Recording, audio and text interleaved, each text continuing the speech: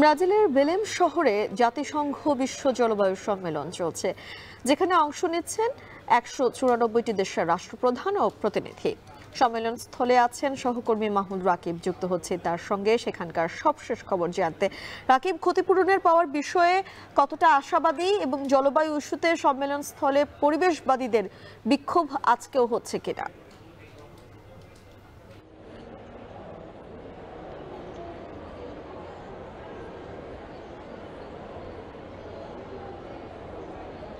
হ্যাঁ, মেম চতুর্থ দিনের মতো শুরু হয়েছে 30তম জলবায়ু সম্মেলনের আয়োজন।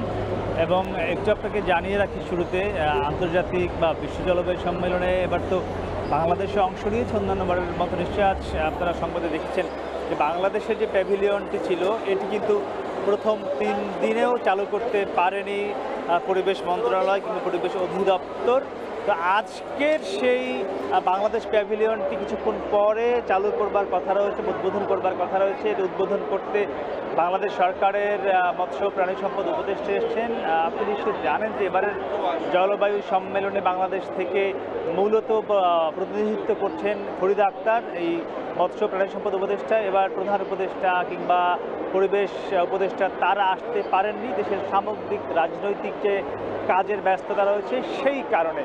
তো আমরা জানতে চেয়েছিলাম কেন 3 দিনেও এই স্টলটি বা প্যাভিলিয়নটি চালু করা যায়নি। সেখানে তারা বলেছিলেন যে যেহেতু বাংলাদেশ থেকে অনেক দূরে ব্রাজিল দেশটি এবং এই কারণে তাদের আসতে দেরি হওয়ায় মূলত উদ্বোধন করতেও দেরি হয়েছে। তো এর পাশাপাশি এরপর আপনি যে প্রশ্নটি করেছিলেন যে আজকের যে চতুর্থ দিনের আয়োজন নিয়ে, মূলত চতুর্থ দিনের বিশ্ব জলবায়ু সম্মেলনের আয়োজনে আজকে লস অ্যান্ড ড্যামেজের আওতায় কীভাবে ক্ষতিগ্রস্ত দেশগুলোকে ক্ষতিপূরণ দেওয়া যায় তার আলোচনা শুরু হবে। মূলত প্রথম 3 দিন কিন্তু এই আলোচনা 3টি ছিল না। প্রথম 3 দিনে ছিল বিশ্ব নেতাদের স্বাগত ভাষণ, এরপরে ছিল কার্বন নিঃসরণ কমানো কিংবা জীবাশ্ম জ্বালানি কমিয়ে কীভাবে নবায়নযোগ্য জ্বালানি বাড়ানো যায় সেই আলোচনাগুলো হয়েছে। আজকে ক্ষতিগ্রস্ত দেশগুলোকে ক্ষতিপূরণ দেওয়ার বিষয়ে একটি চূড়ান্ত আলোচনা শুরু হবে এবং যেটি কিনে এবারের এই কপ সম্মেলনে আশ্বাস নয় বরং পদক্ষেপ দেখতে চাই পরিবেশ কর্মীরা, তা নিয়ে কিন্তু তারা সোচ্চার।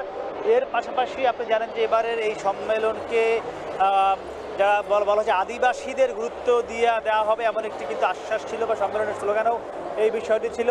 সেই স্লোগান অনুযায়ী দ্বিতীয় দিন কিন্তু আদিবাসীরা এই সম্মেলনের স্থলে প্রবেশ করতে গিয়েও বাধার মুখে পারেনি। তা আইনশৃঙ্খলা বাহিনী ব্যাপক প্রতিরোধে তারা কিন্তু বাইরে অবস্থান করেছে এবং সংঘর্ষ হয়েছিল, বেশ কিছু আহত হয়েছিল।